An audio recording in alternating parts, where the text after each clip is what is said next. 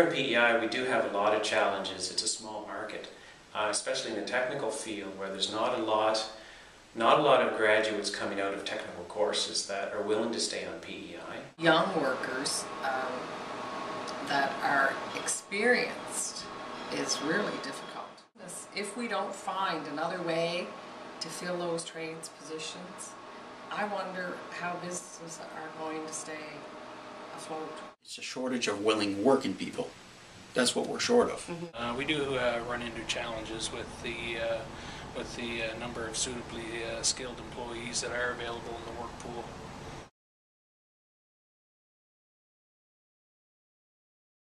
You hear mostly of the young male graduates of technical and university courses heading out west. There's not a lot of labor force to draw upon from the beginning, and if they're going out west, then that's even less. This time, to find workers and keep workers, the draw of the west, of course, Alberta, has taken a lot of our licensed people have gone to the west. Yeah, I've lost quite a few workers to the west. We can't, here in the Maritimes, we don't have the revenue to compete with the oil industry. It's taking a lot of workers, and literally there's not the dollars here to justify it. People are still getting a good wage here, but it's compared to a big wage out there. So that's our problem.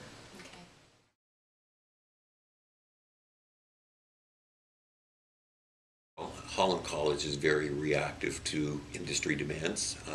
So whether it's starting a new program or accepting larger numbers into our existing programs, and the college can react pretty quickly.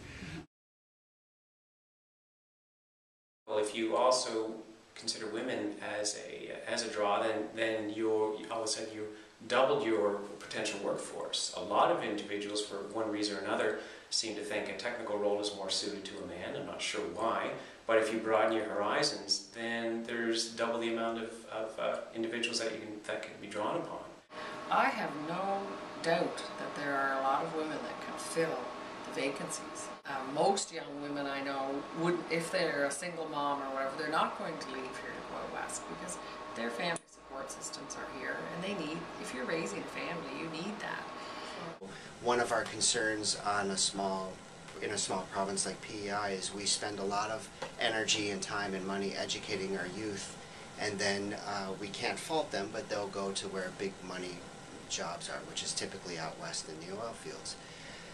With females, stereotypically, they will want to stay home. If a lot of times an employer would think if a female has a family, that would be a downside, and we'd want to look the other way. I would counter that and say that these females are grounded here in our province, want to stay here, have a vested interest in not leaving, and therefore that retention that you mentioned is critical and very advantageous for all the employers. Basically exposing more women to trades as a possible career path, where generally I guess traditionally it hasn't been a main career path for women. It definitely takes a whole new demographic and enhances the availability in the pool of skilled employees. There will be a fairly significant exodus from the current labor force, and that's going to leave a huge gap for people to come into those positions. And to think that women won't be a part of that, to think that women won't need to be a part of that, I think would be very narrow-minded and short-sighted, quite honestly.